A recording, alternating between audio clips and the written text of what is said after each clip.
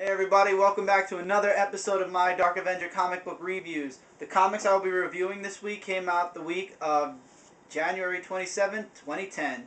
And there were so many, I actually had to push one. I thought I had two. I had to push one off to next week's review. It's going to be a next week's batch. It's not a big deal really. I made sure to get all the big comics this week. I had a mix of excitement, awe, and complete disgust and disappointment. We'll get through each and every one of those as we go along. We have a lot of comics to do this week, so let's get right into it. First comic book, Iron Man vs. Whiplash, Part 3 of 4. Okay, Whiplash attacks Tony Stark is where the last one ended, in the jail cell, and Tony Stark pops up into his new little jail cell Iron Man suit thingy, and God damn, Tony Stark really knows how to make those suits. I wonder if he can make one out of like a freaking soup can or something. Anyway, Tony Stark gets away, and now he wants to know who's framing him, etc., etc. Remember, he's not in jail anymore because he just broke out because of Whiplash. Whiplash swears he's going to kill Tony Stark, even if it means killing himself. Tony Stark breaks into his own lab and finds out that somebody that looked like him actually went in and took his Iron Man suit.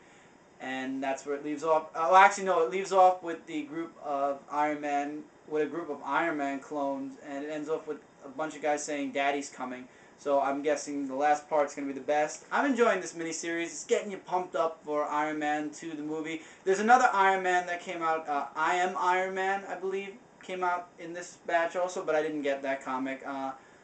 Too many, there are going to be a lot. Guys, you know, with the movie coming out, there's going to be a lot of books on Iron Man, and I don't want to go too far out of the continuity. That's the only. I only got this book because it looked interesting. I won't be getting anything that deviates from the continuity other than this title.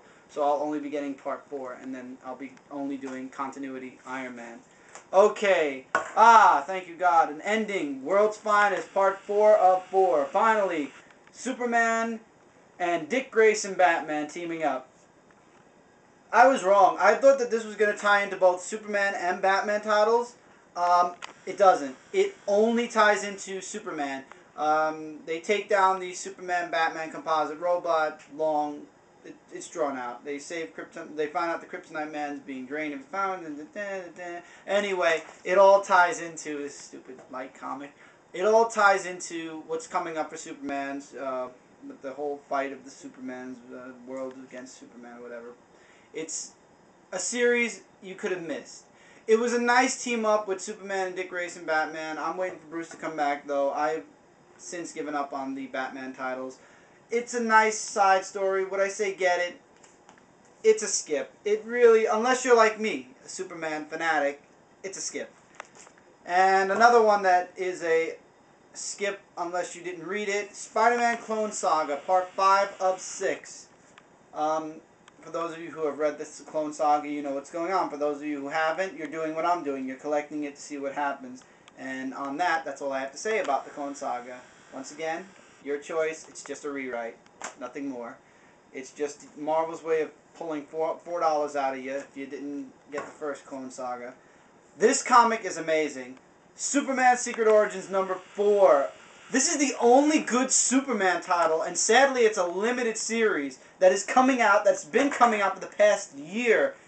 Freaking amazing. I think Jeff Johns is like gold, man. He's got gold in his writing. He's just amazing. In this part of the story, you get Parasite's origins. You get the first confrontation between Superman and Lex Luthor. Jimmy meets Superman for the first time and gets the first actual picture of Superman.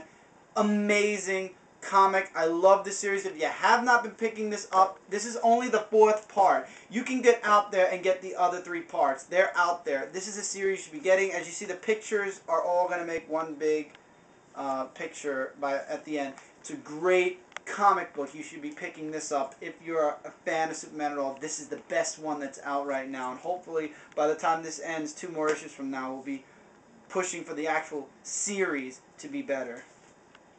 Okay, continuing along, another disappointment sort of. Amazing Spider-Man 619, continuing the Mysterio gauntlet. Once again, Mysterio is very cameo. He more cameos in this than he's actually in it. You only find out that he's pulling the strings with Silverman and everything. Spider-Man's still fighting the gangs and stuff.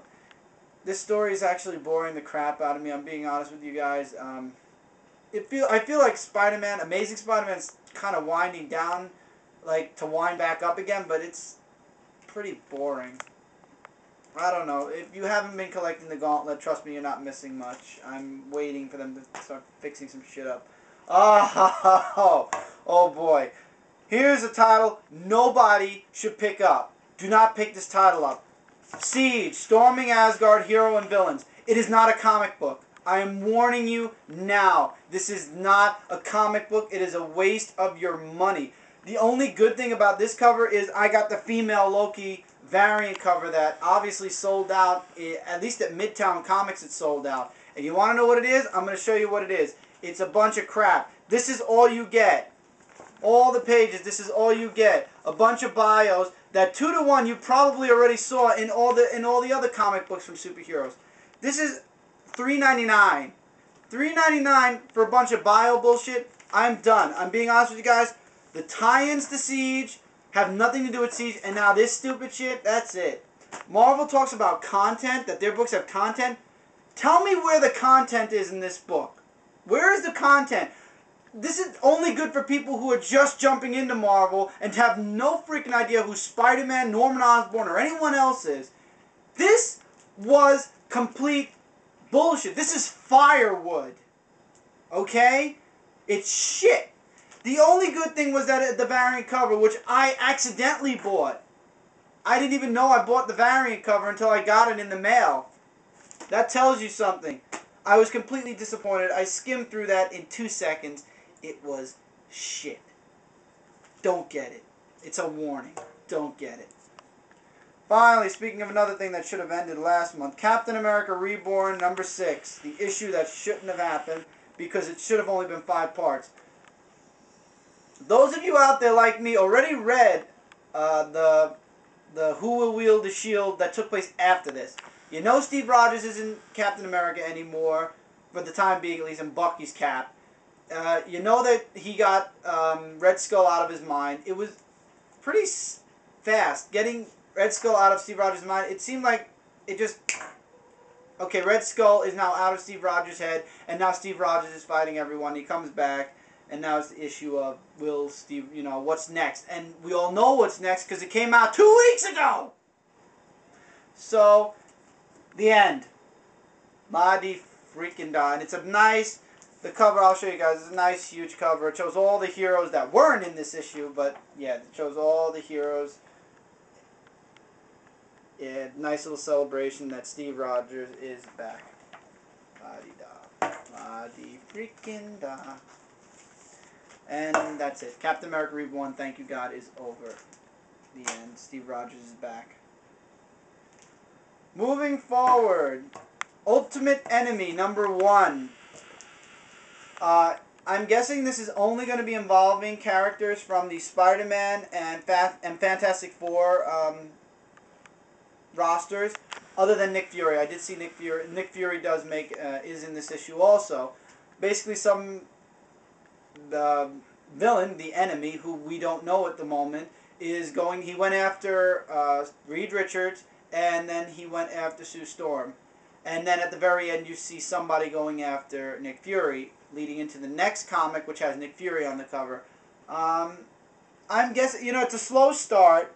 One milestone in this comic was the Thing admitted to loving Sue Storm. And I don't mean loving like a friend. I mean loving as in I love you loving. And that was the only really big thing that happened in this comic. It's a slow start. Would I say get it? Absolutely. You never know what's next. The Ultimate Universe is an awesome universe. And with that, I'm getting the finger. We will come back with more comic books. Well, I will come back with more comic books in just a second. Catch you in the next part.